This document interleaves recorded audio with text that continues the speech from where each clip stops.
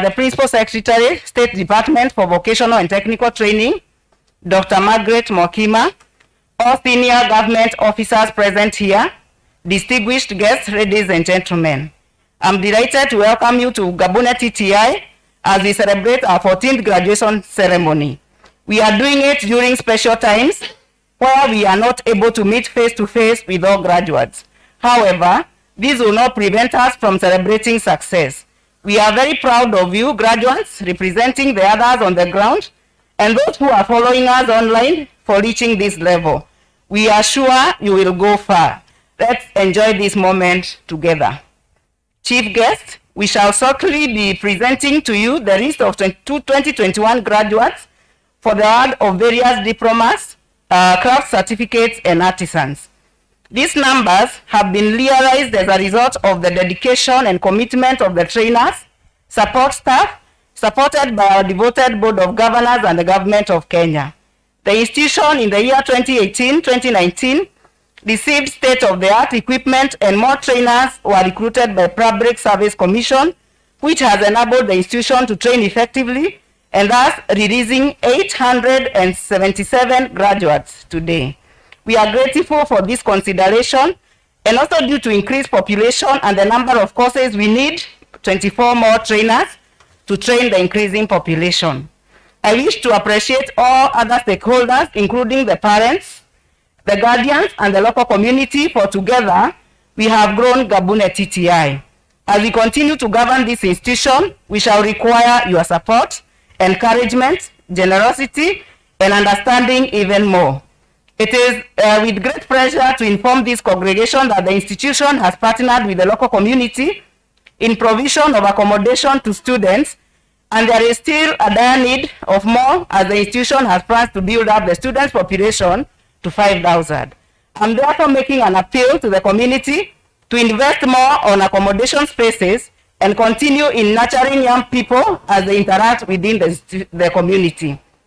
Recently, the institution introduced competency-based education and training, that is CBET, in pastry level 4, food production culinary arts level 5, food and beverage sales and service level 5, hairdressing level 4, and beauty therapy level 4 and 5, and fashion design level 4. All these courses are covered within a duration of 6 months. Therefore, I encourage the community to enroll their children for acquisition of skills that will transform the community and the country at large. Kwa hivyo nataka kuwajulisha wazazi wetu ya kwamba tumeanzisha courses ambazo zinachukua muda mfupi sana. Kwa hivyo hakuna kusema hakuna pesa ya kufunza wanafunzi, mkuje muangalie zile tumeanzisha. Na pia wale wako na saloon karibu hapa wanaweza kuja wao wanafunzwa kufanya kazi yao vyema zaidi. The institution Board of Governors and the administration is committed to maintaining high academic standards and has been instrumental in strengthening infrastructure by construction of classrooms and administration block, and also proper maintenance of the existing buildings and equipment. There is also integration of ICT in operations, especially teaching, research, and innovations. Plans are underway to construct powered shades for students to enable them carry on with online learning in their areas as a way of curbing spread of COVID-19. You can also witness that we are streaming this particular function live as a result of research and innovation in this institution and the partners we have. The Institute participates actively in TVET Fair, robotics, games, music, and drama competitions, where students showcase their innovation and talents up to national level, which is also evidenced by the number of trophies that are in this institution. Those who visited the office of the principal were able to witness that. Therefore, we normally build an all-round person that can fit in the community and also utilize their talents. This particular activity was slowed down in the year 2020-2021 due to COVID-19 pandemic, but we are sure we are going to get through to it and the activities will resume.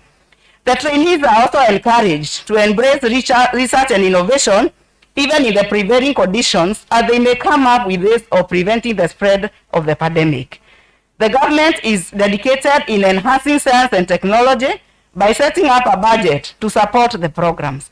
The institution has also embraced open distance education and learning to ensure continued learning during the pandemic period. So learning did not stop here. The population at this institution stands at 1645, and we anticipate in the next 3 to 5 years to